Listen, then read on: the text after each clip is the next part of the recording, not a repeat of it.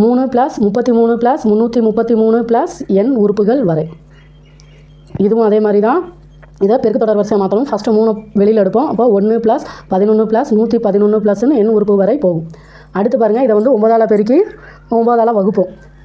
3/9 9 வச்சு உள்ளே பெருக்கும்போது 9 + 99 + 999 + n உறுப்பு வரை போகும். இது ஏன் இப்படி எழுதிக்கணும்னா 3 × 9/9 போடுவோம். இப்போ 3/9 வந்து வெளியில் வச்சுருவோம். இந்த 9 வச்சு உள்ளே பெருக்கும்போது இந்த மாதிரி வரும். அடுத்து நம்ம இதை வந்து பெருக்கு தொடர் வரிசையாக மாற்றணும். இப்போ இதெல்லாம் இந்த 9க்கு பதிலாக 3/9 அப்படியே போட்டுருவோம். 10 - 1 எழுதலாமா? 10 - 1னா நமக்கு 9 ப்ளஸ் இந்த 99 100 - 1 எழுதலாம். அடுத்து இந்த 999 1000 - 1 எழுதலாம். n உறுப்புகள் வரைக்கும் போய்கிட்டே இருக்கும்.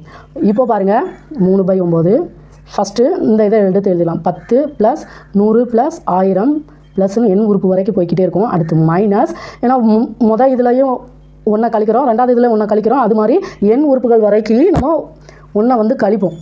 அதனால தான் அந்த மைனஸ் சிம்பிள் போட்டு 1 × n, ஏன்னா n உறுப்புகள் வரைக்கும் நம்ம அந்த 1 வந்து கழிப்போம். இப்போ பாருங்கள், இதை பாருங்கள், பெருக்கு தொடர் வரிசையில் வந்துருச்சா?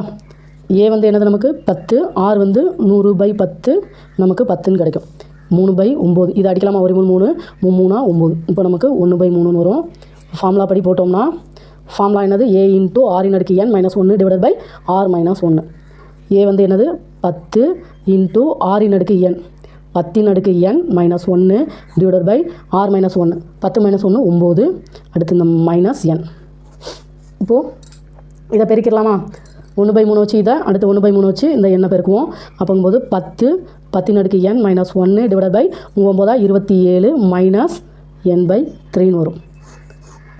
பேசிக்கெல்லாம் நல்லா பார்த்துக்கோங்க. பேசிக்கெல்லாம் தெரிஞ்சால் தான் சம்மு வந்து கொஞ்சம் ஈஸியாக செய்ய முடியும். நமக்கு வர்ற ஆன்சர் வந்து 10 × 10 - n - 1 / 27 -n/3.